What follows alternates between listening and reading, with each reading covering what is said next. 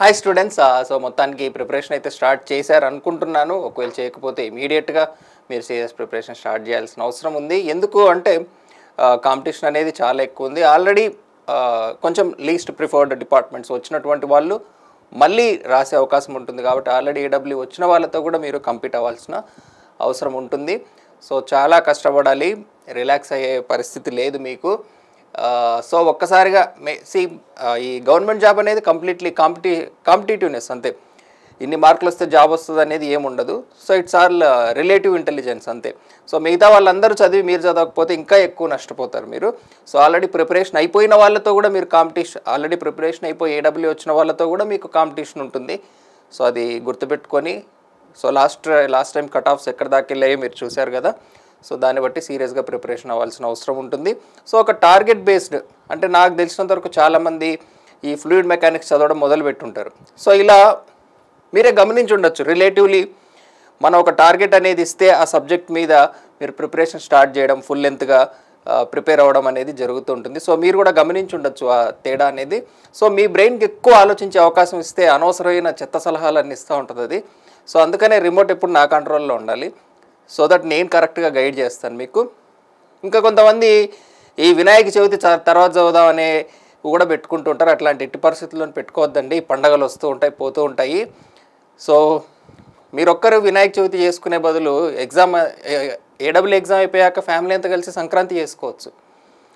లేదంటే జీవితం అంతా అమావాస్య అయిపోతుంది, తర్వాత మీ ఇష్టం. ఓకే, సో ఈ పండగలు ప్రతి సంవత్సరం వచ్చేటటువంటి పండగలే. ఓకే, భక్తి మీకు ఉంటే 1 గంట 2 గంటలు అంతే. వారం తర్వాత వచ్చే వినాయక చవితికి ఇప్పటి నుంచే ఆ మూడ్లో ఉంటారు ఇక జనాలు.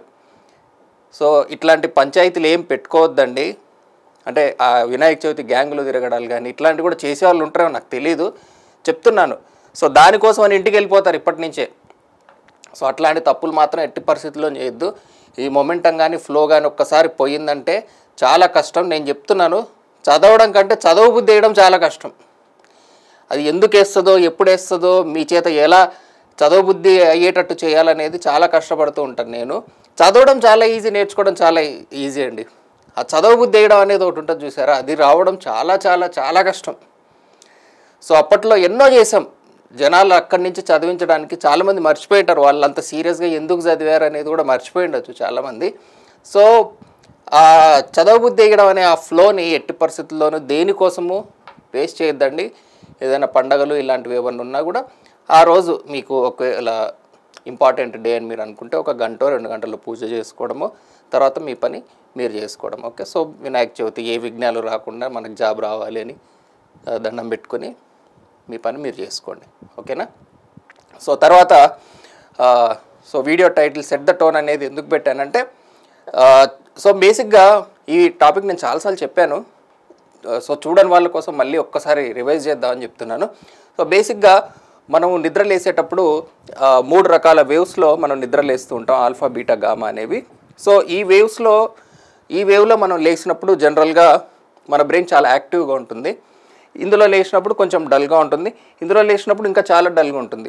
సో ఈ వేవ్స్ అనేవి మన బ్రెయిన్లో ఆల్టర్ అవుతూ ఉంటాయి. అప్రాక్సిమేట్లీ ఒక్కొక్క టైం ఫ్రేమ్, మేబీ ఒక 30 మినిట్స్ అలా. సో ఇలా అంటే ఒక్కొక్కరికి ఒక్కోలా జరుగుతూ ఉంటుంది. ఇది జస్ట్ ఊరికే మీకు అర్థం కావడం కోసం చెప్తున్నాను. సో బ్రెయిన్లో ఒక్కొక్క ఫేజ్, అంటే మనకు ఈ డీప్ స్లీప్లోకి వెళ్ళిన తర్వాత స్టార్ట్ అవుతూ ఉంటాయి అన్నమాట ఈ ఫేజెస్ అనేవి. సో ఈ ఫేజెస్లో మనం ఇక్కడ లేయడం అనేది చాలా చాలా ఇంపార్టెంట్ అండి, చాలా చాలా ఇంపార్టెంట్ అది. రెండవది, ఎర్లీ మార్నింగ్ లేవడం వల్ల ఇంకా చాలా చాలా అడ్వాంటేజ్ ఉంటాయి మనకు. రోజులో టైం చాలా ఎక్కువ దొరుకుతుంది ఎర్లీ మార్నింగ్ లేయడం వల్ల. సో ఎర్లీ మార్నింగ్ కుదిరితే ఎర్లీ మార్నింగ్ లేయండి, లేదా మీరు పడుకునే టైము లేచే టైం మాత్రం కంపల్సరీ ఫిక్స్ చేసుకోవాలి యాస్పిరెంట్స్. ఎందుకు ఫిక్స్ చేసుకోవాలి అంటే, మీరు కరెక్ట్గా యాక్టివ్గా ఉన్న ఒక టైం ఫ్రేమ్ మీకు దొరుకుతుంది. ట్రయల్ అండ్ ఎర్రరే ఇది, ట్రయల్ అండ్ ఎర్రర్ తప్ప వేరే మార్గమే లేదు. సో మెల్లగా మీ బ్రెయిన్ దానికి అడాప్ట్ అయిపోతుంది. సో మీరు ఏం చేయాలంటే, ఫస్ట్ ఈరోజు ఎన్ని గంటలకు పడుకుంటున్నారో దాన్ని ఫిక్స్ చేసేసుకోండి. మెల్లగా మీ బ్రెయిన్ ఆటోమేటిక్గా ట్యూన్ అయిపోతుంది ఆ టైంకి నిద్రపోవడానికి. లేచే టైం కూడా ఫిక్స్ చేసుకోండి.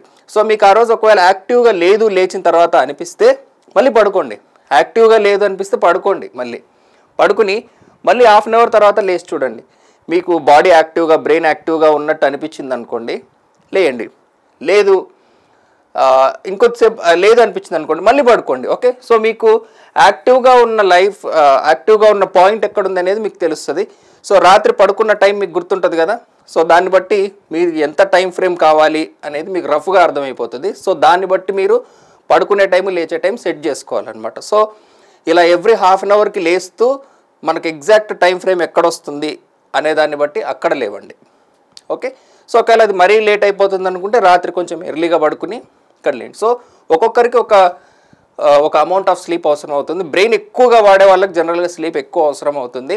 సో లేదంటే వాళ్ళకి మార్నింగ్ బ్రెయిన్ సరిగా పనిచేయదు. సో ఒక్కొక్కరికి ఒక్కొక్క టైప్ ఆఫ్ బాడీ ఉంటుంది. కొంతమందికి 3-4 గంటలు సరిపోతుంది. అండ్ మీరు కావాల్సినంత నిద్ర పోయినా కూడా మీకు ఆ రోజు ఇన్యాక్టివ్గా ఉండడానికి కారణం మీరు రాంగ్ టైంలో లేవడం. అది మాత్రం తప్పు చేయకూడదు. ఓకే, సో తర్వాత మీరు మార్నింగ్ లేచిన తర్వాత మీరు చదవడం మొదలు పెట్టారనుకోండి, ఆ రోజుకి టోన్ సెట్ అయిపోతుంది మీకు. మీరు మార్నింగ్ లేచి మధ్యాహ్నం నుంచి చదువుదామనే దానికి, మార్నింగ్ లేచి చదివి తర్వాత మిగతా పనులు చేసుకుందాం అనుకునేదానికి చాలా చాలా తేడా ఉంటుంది. సో మీరు రోజుని సెట్ చేయాలి అంటే మార్నింగే సెట్ చేయాలి మీరు ఏం చేయాలనుకున్నా.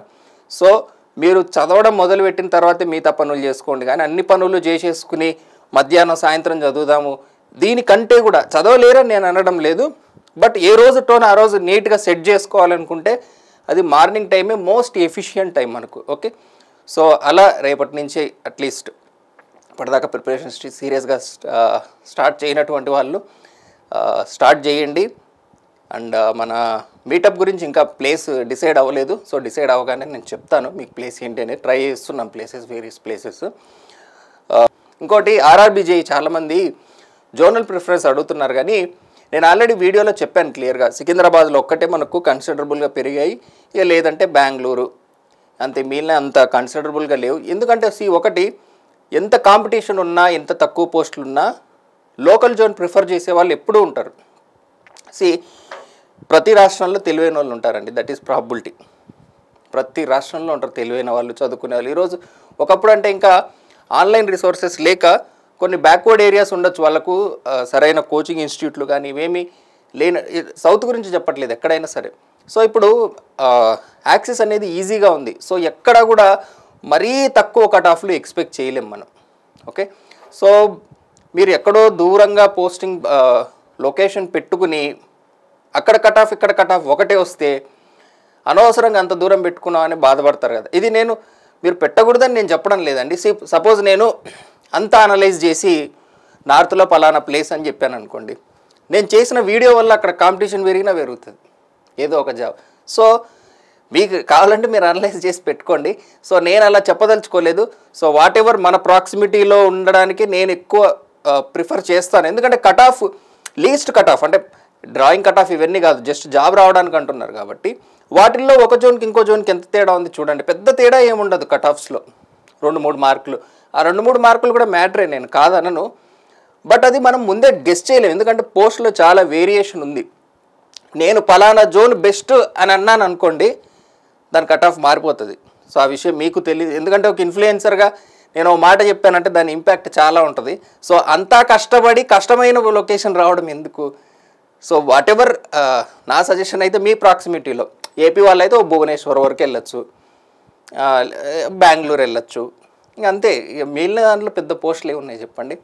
సో అది మీరే ఆలోచించుకుని పెట్టుకుంటే సరిపోతుంది పోస్ట్. సో నేను ఎక్కువ ఇన్వాల్వ్ అయ్యానంటే దాని ఇన్ఫ్లుయెన్స్ చాలా ఉంటుందని నేను ఫీల్ అవుతున్నాను. సో అందుకనే దాని గురించి పర్టికులర్గా చెప్పదలుచుకోవడం లేదు, ఇక్కడ అప్లై చేయండి అక్కడ అప్లై చేయండి అని.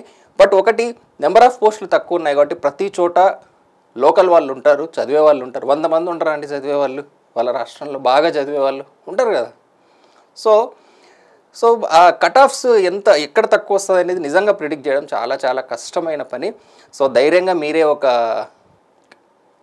ఏదో ఒక ధైర్యం చేస్తే మీకు నచ్చిన జోన్ పెట్టుకోండి. నా పర్సనల్ సజెషన్ అయితే, అంటే నేను ఆలోచించే విధానంలో అయితే నేను ఎక్కువ ప్రాక్సిమిటీ చూస్తాను, అట్లీస్ట్ ఇంటికి అప్ అండ్ డౌన్ చేసేలాగానో, ఆర్ అట్లీస్ట్ అక్కడ ఉన్నటువంటి లైఫ్, క్వాలిటీ లైఫ్, ఈ రాష్ట్రంలో ఫుడ్ పరంగా కానీ వేరే ఏ పరంగా కానీ క్వాలిటీ లైఫ్కి ఎటువంటి డోకా లేదు అనేటట్టయినా చూస్తా, లేదా ఇంటికి ట్రాన్స్పోర్టేషన్ వైజ్ అయినా చూస్తా. ఏది వద్దు, ఉత్తి జాబే కావాలి అనుకుని ఎన్నో క్యాల్కులేషన్ లేసి లాస్ట్ ఆ కట్ ఆఫ్ ఈ కట్ ఆఫ్ ఒకటే వస్తే ఏం ప్రయోజనం చెప్పండి. సో అందుకే నేను ఇలా ఆలోచిస్తాను జనరల్గా.